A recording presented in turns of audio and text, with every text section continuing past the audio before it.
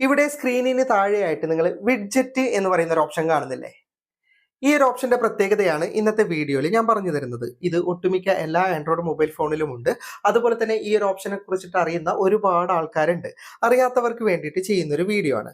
അപ്പോൾ ആദ്യം എന്താണ് ഈ വിഡ്ജറ്റ് എന്ന് വളരെ ചുരുക്കി ഞാൻ പറഞ്ഞു തരാം. ഇപ്പൊ നിങ്ങളുടെ ഫോണിൽ ഫോൺ പേ ഇല്ലേ?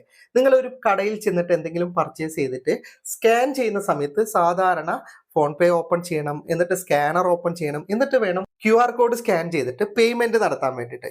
എന്നാൽ നമുക്ക് വിഡ്ജറ്റിന്റെ സഹായത്തോടു കൂടി ഡയറക്റ്റ് സ്കാനർ എടുത്ത് സ്കാൻ ചെയ്തിട്ട് പേയ്മെന്റ് നടത്താൻ സാധിക്കും.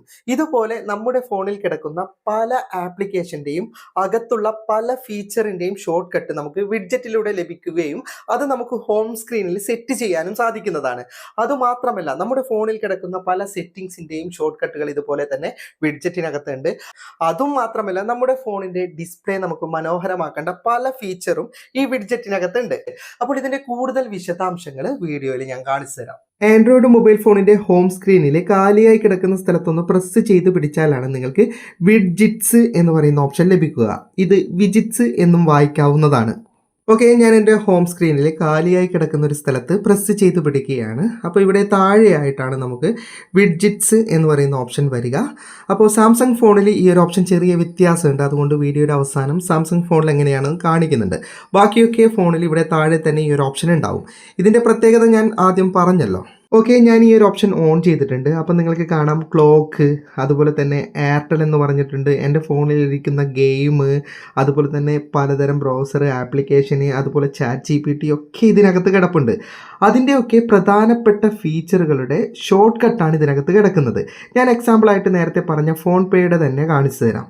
ഫോൺ പേയിലെ രണ്ട് ഓപ്ഷനാണ് നമുക്ക് വിഡ്ജിറ്റ്സിൽ കൊടുക്കാൻ പറ്റുന്നത്. അതിലൊന്ന് QR കോഡാണ്, മറ്റൊന്ന് നമുക്ക് ഡയറക്റ്റ് ട്രാൻസാക്ഷൻ ഒക്കെ നോക്കുന്നതാണ്. QR കോഡ് ഞാൻ ജസ്റ്റ് സെലക്ട് ചെയ്യുന്ന സമയത്ത് എൻ്റെ ഹോം സ്ക്രീനിൽ അത് വന്നിട്ടുണ്ട്.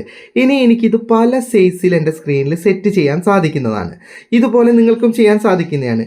ഇനി സെറ്റ് ചെയ്ത് കഴിഞ്ഞാൽ ഒരു കടയിൽ പോയിട്ട് പേയ്മെൻറ്റ് നടത്തുമ്പോൾ ജസ്റ്റ് ഈ QR കോഡ് ഒന്ന് ഓൺ ചെയ്താൽ മതി. ഡയറക്റ്റ് നമ്മുടെ ഫോൺ പേയുടെ QR കോഡ് ഓൺ ആയി കിട്ടും.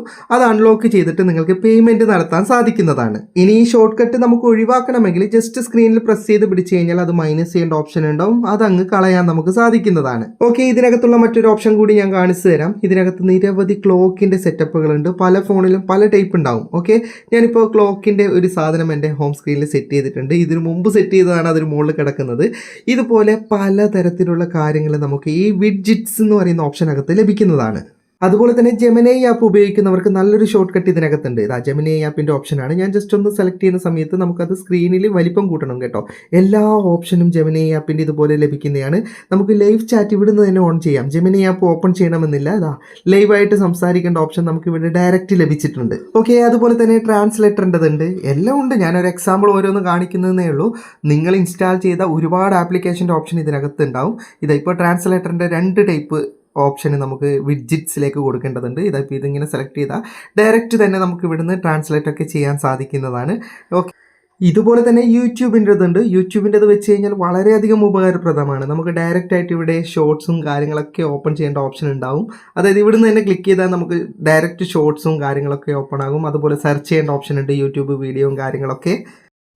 ഓക്കെ, അപ്പോൾ നിങ്ങൾക്ക് ഈ വിഡ്ജിറ്റ്സ് എന്ന് പറയുന്ന ഒരൊറ്റ ഓപ്ഷനിലൂടെ തന്നെ നിങ്ങളുടെ ഫോണിലെ പല ആപ്ലിക്കേഷൻ്റെയും പല ഓപ്ഷനും നമുക്ക് ഷോർട്ട് കട്ടായിട്ട് സ്ക്രീനിൽ ചെയ്യാൻ സാധിക്കുന്നതാണ്. അപ്പോൾ ജസ്റ്റ് നിങ്ങളൊന്ന് ട്രൈ ചെയ്ത് നോക്ക്. ഇനി സാംസങ് ഫോണിലുള്ളത് ഞാൻ കാണിച്ചു തരാം. സാധാരണ പോലെ തന്നെ ഹോം സ്ക്രീനിൽ കാലിയായി കിടക്കുന്നിടത്ത് പ്രസ് ചെയ്ത് പിടിച്ചാൽ നമുക്ക് ഇവിടെ താഴെ വിഡ്ജിറ്റ്സ് എന്ന് പറയുന്ന ഓപ്ഷൻ കിട്ടും. അതിലേക്ക് ക്ലിക്ക് ചെയ്താലാണ് ചെറിയ മാറ്റമുള്ളത്. മറ്റേതുപോലെ നമുക്ക് ഷോർട്ട് കട്ടൊന്നും ഇതിൽ കാണിച്ചു തരില്ല. ഇതിവിടെ കാണുന്നുണ്ടോ, എയർടെൽ പോലെ നമ്മുടെ ഫോണിലുള്ള എല്ലാ ആപ്ലിക്കേഷനും കാണിച്ചു തരും. എന്നിട്ട് അതിൻ്റെ എത്ര ഓപ്ഷൻ ഉണ്ടെന്ന് കാണിച്ചു തരും. ജസ്റ്റ് അതിൽ ക്ലിക്ക് ചെയ്തിട്ട് വേണം നിങ്ങൾ ഇതുപോലെ ഷോർട്ട് കട്ട് ക്രിയേറ്റ് ചെയ്യാൻ. അത്രേ വ്യത്യാസമുള്ളൂ. വീഡിയോ ഇഷ്ടപ്പെട്ടെങ്കിൽ ലൈക്ക് ചെയ്യുക, നിങ്ങളുടെ അഭിപ്രായം കമന്റ് ചെയ്യുക. ഒരുപാട് സുഹൃത്തുക്കൾക്ക് ഉപകാരപ്പെടുന്നതാണ്. ദയവായി ഷെയർ ചെയ്യുക. ഇതുപോലെയുള്ള വീഡിയോകൾ ദിവസേന ലഭിക്കാൻ FTM ക്രിയേഷന്റെ ഫേസ്ബുക്ക് പേജും യൂട്യൂബ് ചാനലും സബ്സ്ക്രൈബും ഫോളോയും ചെയ്യാൻ മറക്കരുത്. അപ്പോൾ വീണ്ടും മറ്റൊരു വീഡിയോ ആയി കാണുന്നത് വരെ ഗുഡ് ബൈ.